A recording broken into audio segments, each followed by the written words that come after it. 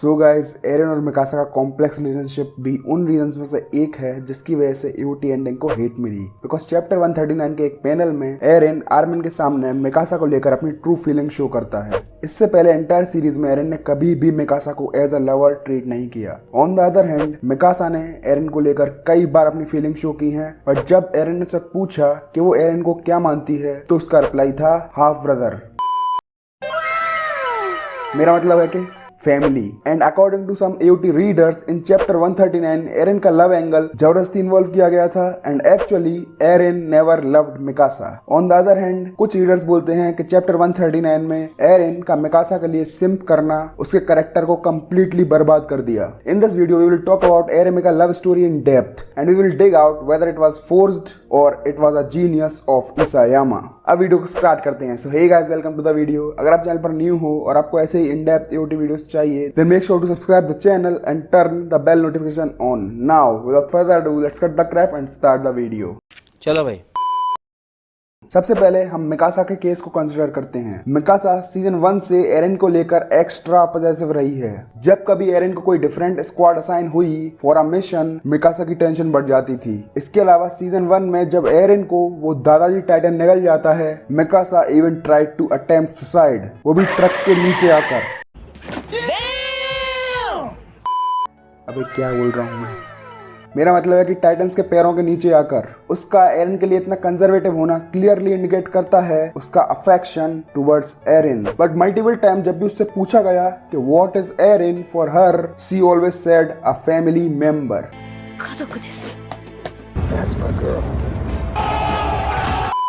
Even Eren के खुद पूछने के बाद भी उसने सेम रिप्लाई दिया। She never opened up about her feelings for Eren, but indirectly she teased her love for Eren many times. चाहे वो उसका टेरिफाइंग फेस एक्सप्रेशंस हो जब एरन एक्सेप्ट करने में कतराता है कि एनी ही फीमेल टाइटन है, और सीजन 3 में जब एरन हिस्टोरिया के साथ घूम रहा होता है। We all know those terrifying expressions were because of jealousy, and we also know when girls get most jealous. Yes, you are right. When their boyfriend gives footage to other girls. कैसी अपमानजनक बातें कर रहा लड़का, ये अश्लील है ये लोंडा। So yeah, we have proved that Mikasa has romantic feelings for Eren.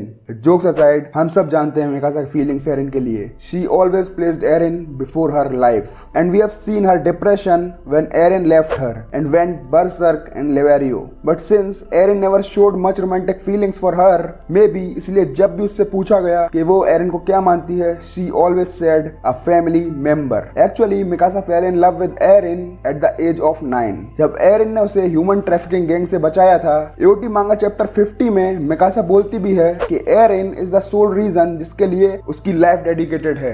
और फिर सीजन 2 में वो उसका फेल्ड किस अटेम्प्ट, जो कि आगे जाकर चैप्टर 138 में पूरा हुआ। सो मिकासा के केस में it's not that hard to identify her feelings for Eren. She absolutely loved Eren from the starting of the story. But Eren का केस थोड़ा क्रिटिकल है। एरन को मिकासा के लिए कभी भी रोमांटिक फीलिंग शो करते हुए नहीं दिखाया गया, और इसायामा ने एरन पर फोर्सिबली लव एलिमेंट थोपा है and he ruined Eren's Chad character. Isayama sucks.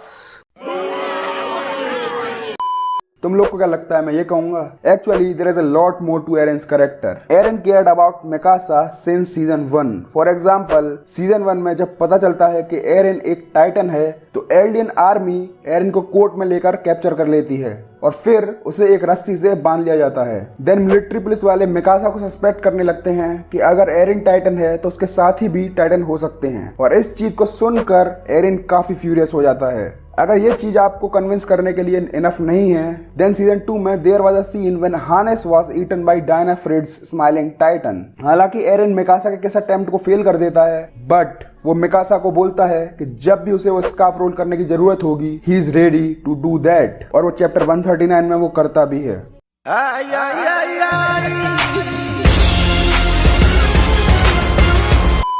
Actually इस इवेंट से पहले तक Eren had feelings for Mikasa, but these feelings were buried under his goal to attain freedom and his inferiority complex.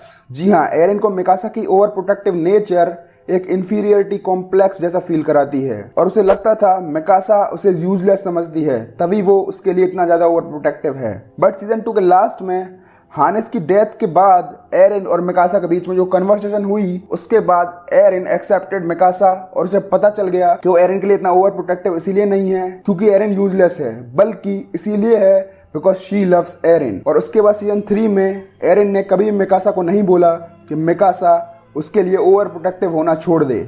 Even season 4 में Erin ने लिबेरियो पर हमला इसीलिए भी किया क्योंकि कंसीडरिंग हर ओवर प्रोटेक्टिव नेचर, एरिन को पता था कि मिकासा वहां जरूर आएगी और उसकी हेल्प करेगी because Eren realised Mikasa's love for him in the last of season 2। But उस समय तक Eren was moved by his motivation to attain freedom और एरिन की वो फर्स्ट प्रायोरिटी थी। और हमें ये भी नहीं भूलना चाहिए दैट एरिन उस टाइम 16 ईयर ओल्ड था और वो आजकल के 16 ईयर ओल्ड्स की तरह निब्बा नहीं था।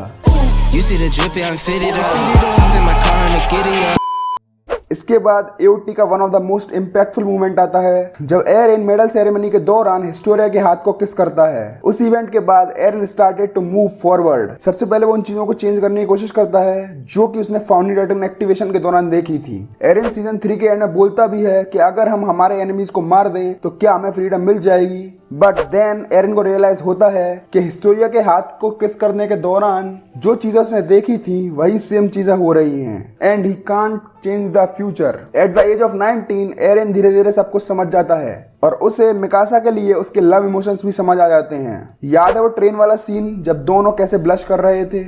एरिन को पता चल चुका था that he was going to die और इसीलिए उसने मिकासा को स्लेव भी बोला ताकि मिकासा के फीलिंग्स को वो थोड़ा सा शैटर कर सके। बट डीप डाउन उसे पता था दैट मिकासा का उसकी तरफ जो बॉन्ड है वो इतनी आसानी से नहीं ब्रेक होगा। इसके अलावा जब ज़ीक एरिन को बोलता है कि मिकासा एरिन को लेकर पॉसेसिव इसीलिए है because she loves Eren too much, not because of some Ackerman and host bond. Then Eren Zeke से बोलता है what are you talking about, जो कि क्लियरली इंडिकेट करता है कि एरिन खुद भी ये बात जानता है दैट मिकासा लव्स हिम और उस टाइम वो ब्लश भी कर रहा होता है।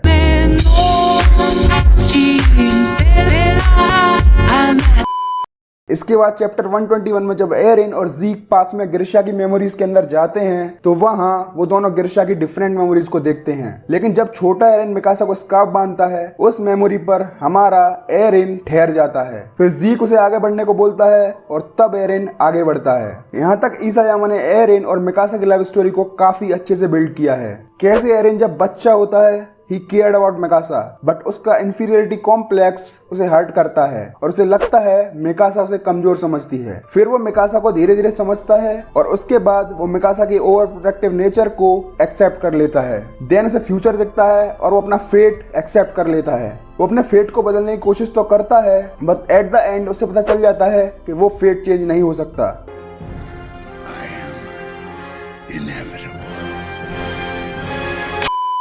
वो मिकासा को स्लेव भी बोलता है और उसे अलग करने की कोशिश करता है बट उसे रियलाइज होता है इट्स नॉट दैट इजी। इसके बाद चैप्टर 138 में एरिन और मिकासा स्काउट्स को छोड़कर भाग जाते हैं और एरिन मिकासा के साथ पास में 4 साल रहता है और ये 4 साल रियल वर्ल्ड के कुछ सेकंड्स के बराबर होते हैं बिकॉज पास में टाइम अलग चलता है। और अगर आपको पास के बारे में जानना है तो मैं एक डिटेल वीडियो पास पर बना चुका हूँ, लिंक आपको डिस्क्रिप्शन और कार्ड दोनों में मिल जाएगा। एरिन वहाँ मिकासा के साथ 4 साल रहता है और फिर वो कर्स ऑफ ईमिर की वजह से मर जाता है। इसी बीच एरिन मिकासा को सारे कॉन्सिक्वेंसेस भी दिखाता है कि अगर वो ये सब नहीं करता और वो दोनों रियलिटी में भी साथ रहते तो 4 साल बाद पूरा वर्ल्ड पैराडाइस पर अटैक कर देता और उनके सारे दोस्त मारे जाते। इसीलिए एरिन के पास कोई और ऑप्शन ही नहीं था। He was the slave of the fate। इसीलिए एरिन को ये सब करना पड़ा।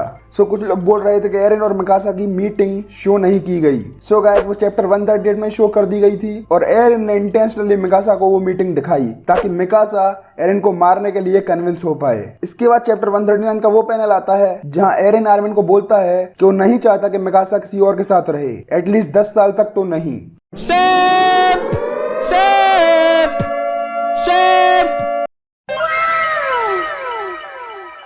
वेल ये पैनल बहुत बड़ा रीजन है behind the hate Isayama is getting. बहुत लोग बोल रहे थे कि इस पैनल से एरिन का कैरेक्टर ब्रेक हो गया और ये इसायामा की पुअर राइटिंग है।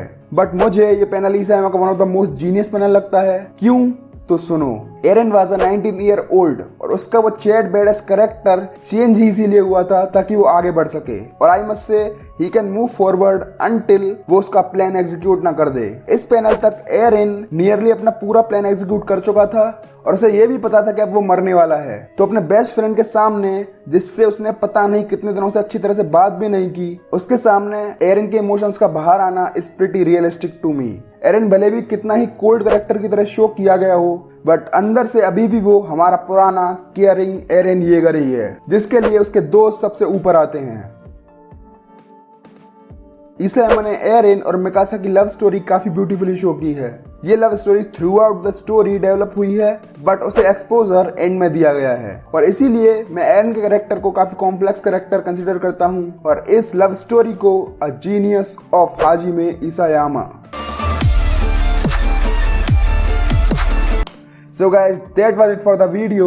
अगर आपको वीडियो अच्छी लगी देन कमेंट्स में ओपी जरूर लिखो और ऐसे ही वीडियोस के लिए चैनल को सब्सक्राइब करो और बेल आइकन को भी ऑल पर सेट कर लेना और हमसे कनेक्ट होने के लिए हमें इंस्टाग्राम पर फॉलो करो और आजकल मैं हर संडे पर डिस्कॉर्ड पर लाइव आकर आप लोगों से बात करता हूँ, वहाँ भी काफी मजा आता है। सो आ जाओ डिस्कॉर्ड पर भी। All links are in the description. I will see you in the next video. तब तक के लिए बाय बाय। सुन लो मेरी बात सारे मार ली के जन, कर सको जितने कर लो जतन, आजादी का बांध के सर पे कफन, करने में चला इतिहास को दफन, लेकर फाउंडर की शक्ति अपार, देता अटैक टाइटन गुहार, एल्डिया की है ढाल कोलोसल की कतार, विध्वंस ये मेरा अंतिम प्रहार है, ये विश्व